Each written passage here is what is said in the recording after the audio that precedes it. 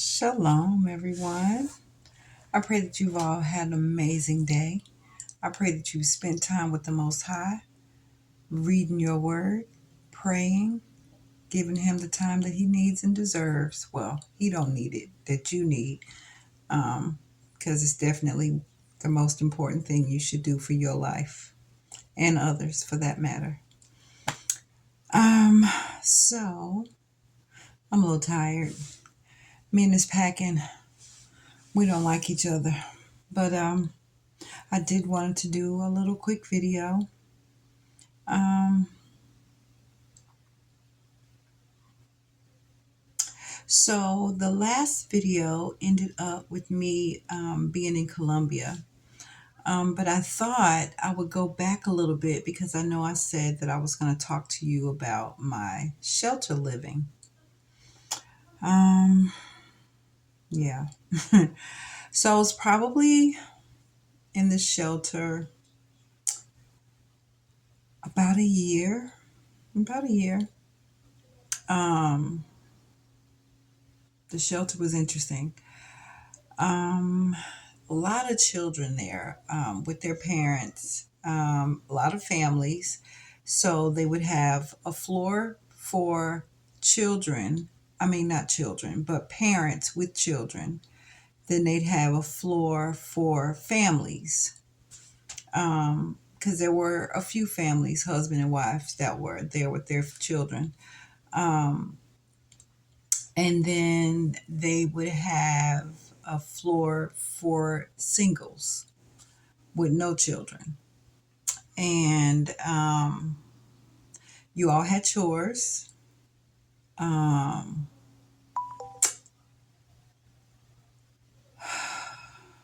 and like I said, you get a bed, and some people had suitcases. And if you had a suitcase with a lock, didn't matter. If somebody wanted something, actually having a suitcase with a lock would made it worse. Having a plastic bag made it better, which it sounds crazy, because people, for the most part, because there were a lot of thieves in there. Oh boy, were there a lot of thieves in there.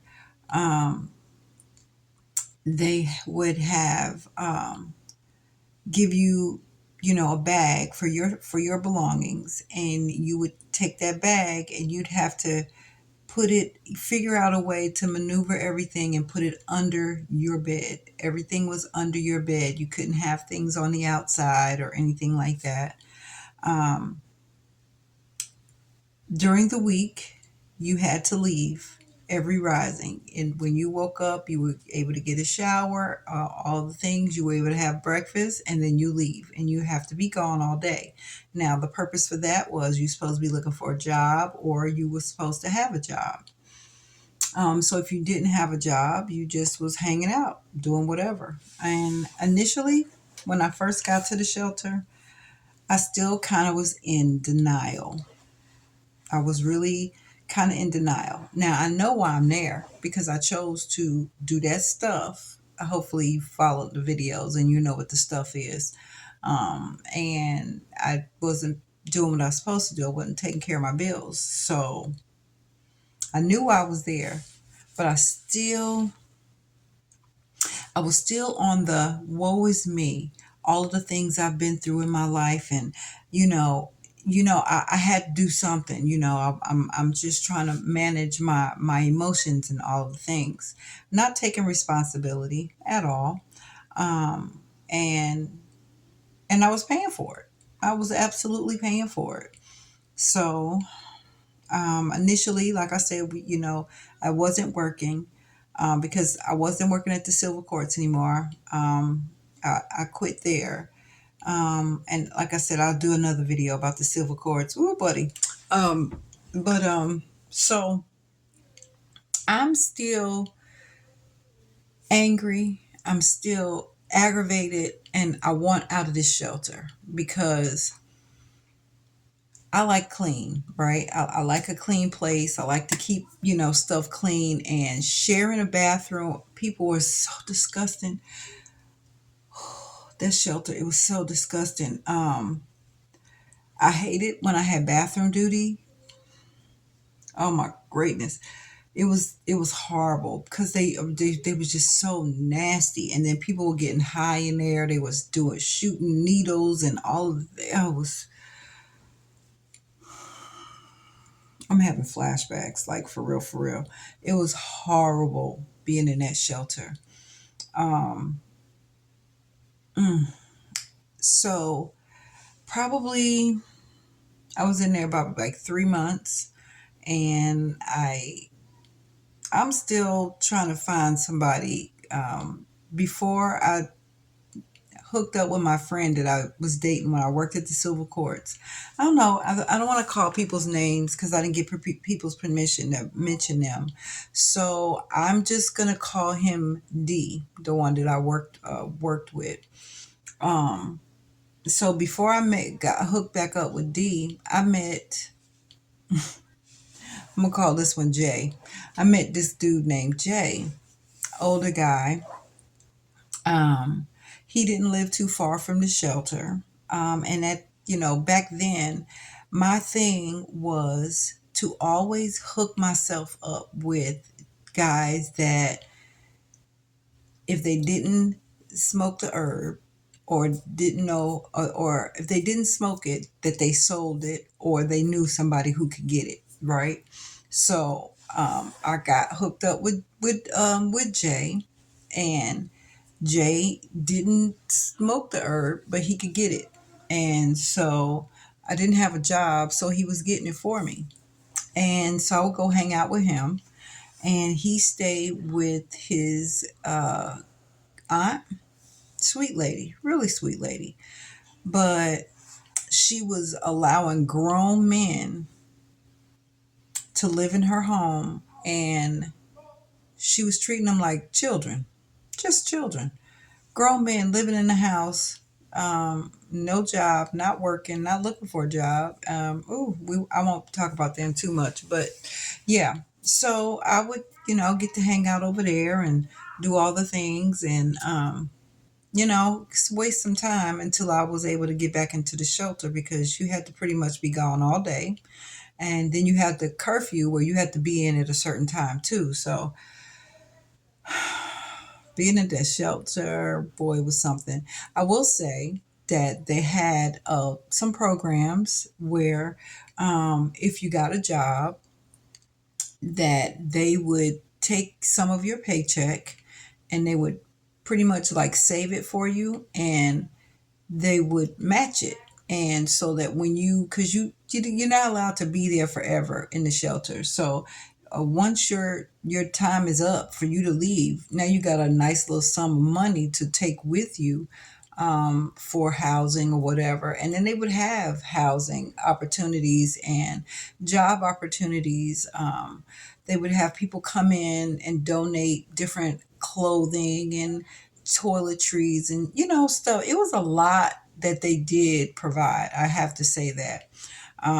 So I'm starting to trying to get it out of my head that you got to do something. You can't stay here. You don't like it here, so you need to figure out and get you a job. Now I hung out with Jay for a while. Um, it wasn't no big deal because, like I said, I wasn't really trying to be intimate with people anymore. And when you tell somebody that you ain't, they don't want to be bothered. Um, and for some reason, people think once you on the herb that you just free and willy. No, I'm good. I'm good. So people weren't trying to do, to hang out with me too much. So I decided to find me a job, and which was really good for me. It was really good for me because at least when I left the shelter during the rising, because it'd be early, like 6 o'clock, you have to be out of there. At least I had somewhere to go, right? I had somewhere to go, and I didn't have to be hanging around walking the streets all day or whatever, rain, sleet, or snow. You were outside.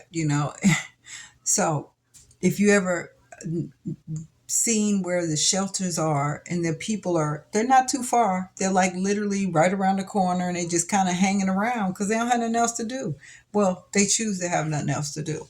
So I found a job. I was I worked at a hotel downtown. It was one of the ritzy, nice hotels downtown. Um,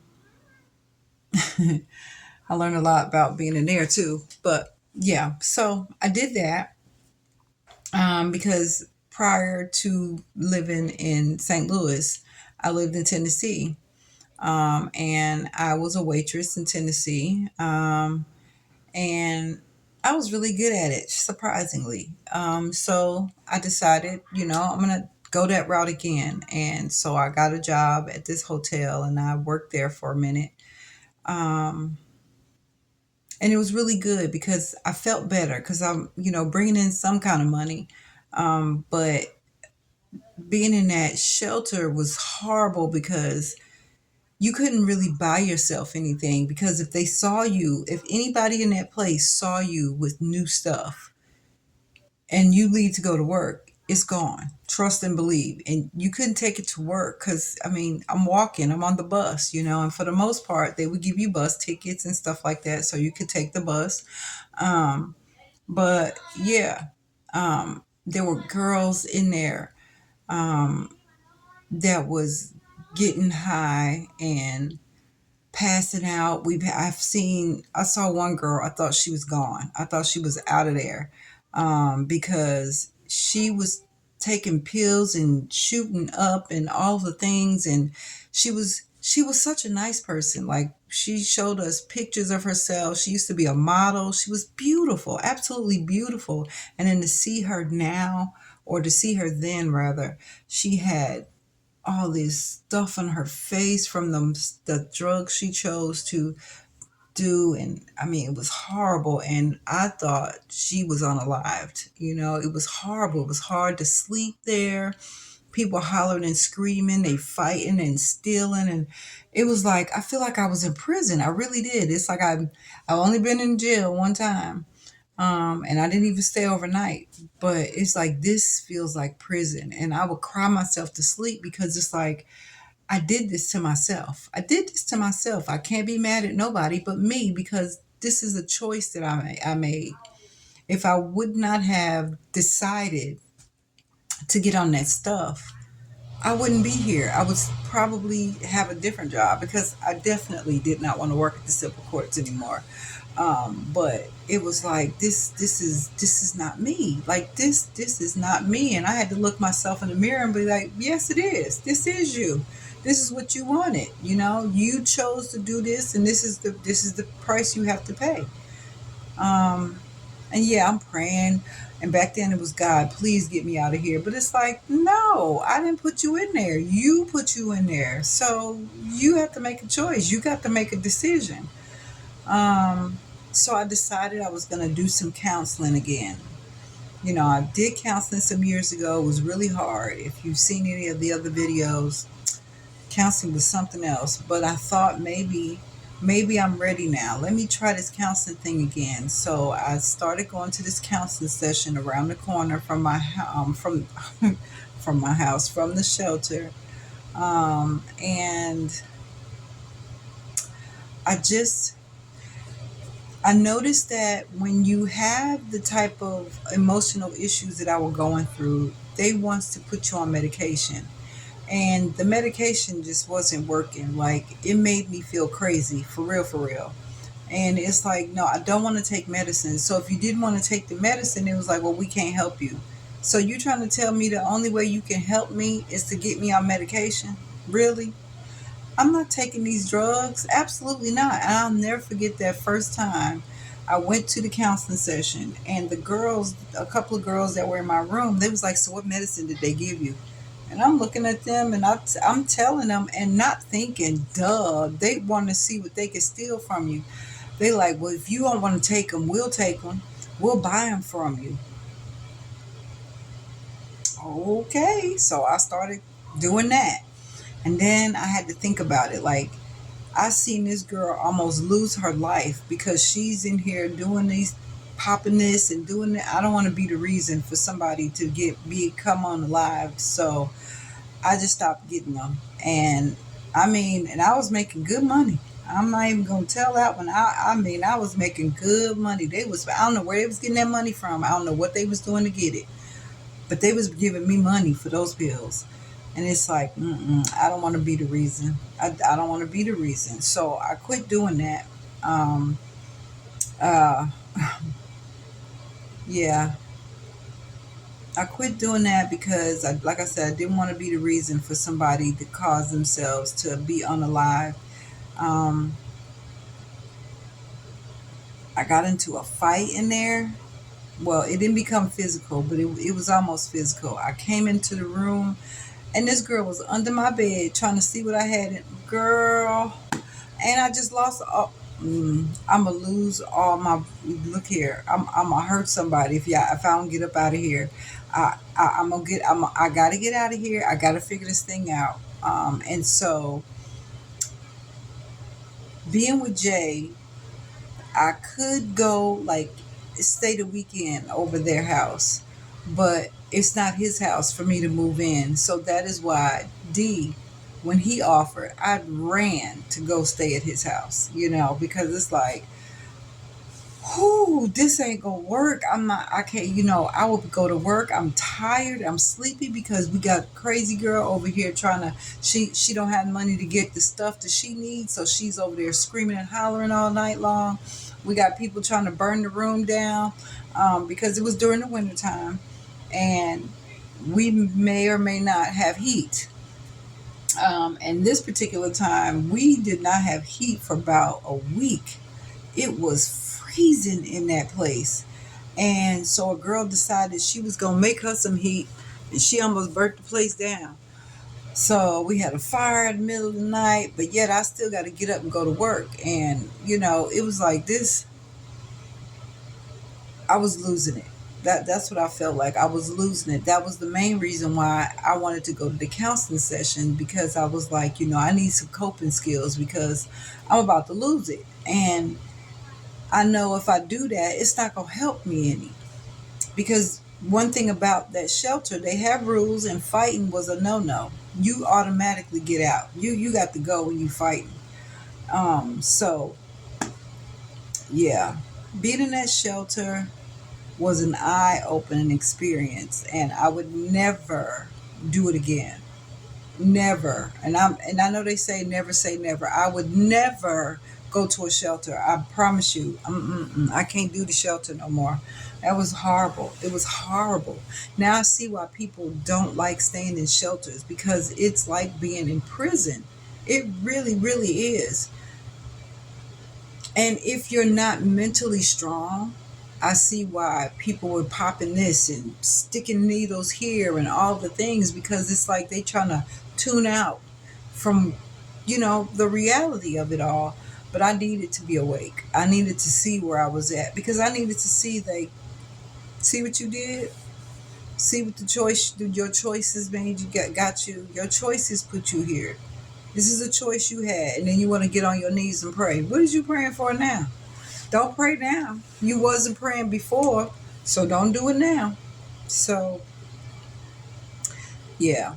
So when D and I got together, I don't even remember how we hooked back up, but I was so excited, and because when we were together, he stayed with his mom, and he had his room upstairs, and I used to stay with him a lot back then, but I had an apartment of my own, but I would stay with him a lot. He had his apartment upstairs. It was kind of like an attic, but I didn't like being there because his mom was so nosy. So when hooked up with him this time, he's got his own apartment, not by his mom and all. Oh yes, please let me move in. So I was excited for that until I found out the stuff was involved. Oh my greatness. It was like this stuff is haunting me. It's following me. But yeah, so that was my experience. That was my experience in the shelter. It was horrible. It was absolutely horrible. I felt I felt so low cuz it's like I can't believe I'm one of these people hanging around outside, waiting on the shelter to open up and let us back in.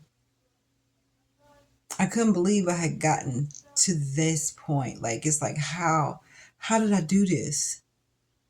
How did I allow myself to get to this? How is that? And it was funny because some of the ladies that worked there, they used to be in the shelter. And some of them, they would talk to me and they'd be like, "You don't belong in here." She said, because most of these people in here are on drugs. And it's like, well, that's why I'm here, because I was on the stuff. And yeah, I mean, like, really? They was like, "You don't look like," yeah, I don't look like it, but I definitely was. I try to make myself look up, cute and stuff. But on the inside, I was crushed. I was crushed. And I was crushing everything by making really, really poor choices. All because I just wanted to be asleep. All because I just wanted to not have to deal with the reality. All because I didn't want to have to deal with my past and my pain.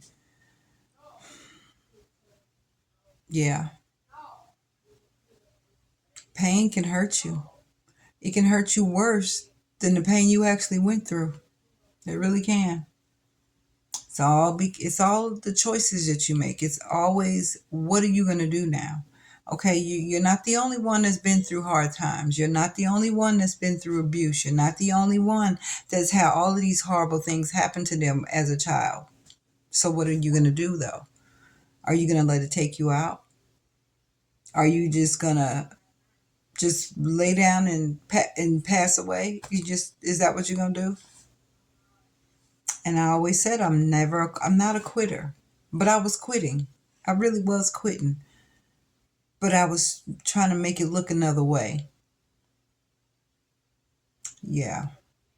So that was my experience, one and only experience living in a shelter. It was one experience that I never want to repeat ever again. I never get that one night a girl did lose her life. She absolutely did. A girl was trying to take her stuff, and the girl woke up and was trying to fight the girl, but the girl she had some type of weapon on her, and she took that girl out. Sweet girl. She was a sweet girl, too. She was really nice. She was young. She was really young. I couldn't sleep for about a week after that. Like, I didn't want to close my eyes. And it's like, can't y'all make her leave? Like, this is crazy.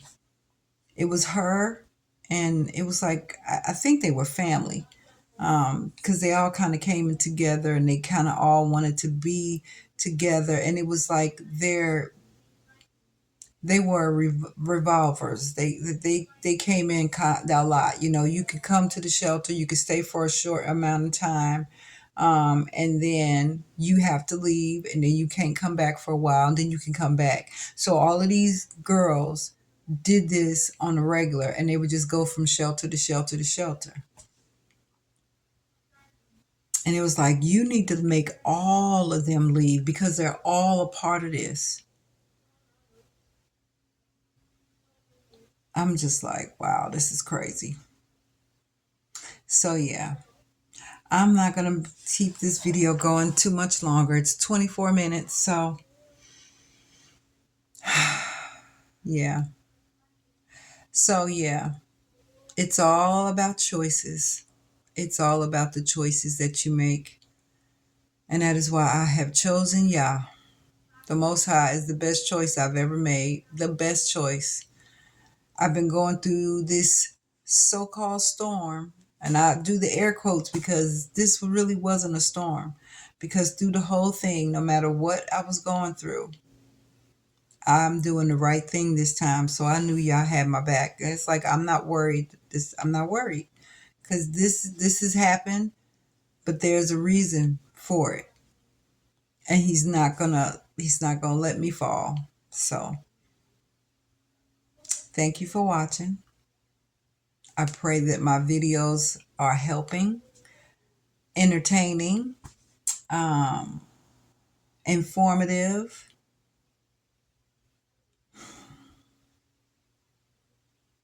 Please like, subscribe, share, and come on back. I'll keep making more. Don't know if I'll do a video tomorrow. I'm gonna, like I said, I'm still packing, and I did a whole bunch of it today. Um, Probably out of here by Friday or Saturday. So yeah, I may or may not make a video tomorrow, but even if I do or don't, I have 90 plus videos that you can go watch and go check out, and just keep coming back. I appreciate you watching. Shalom.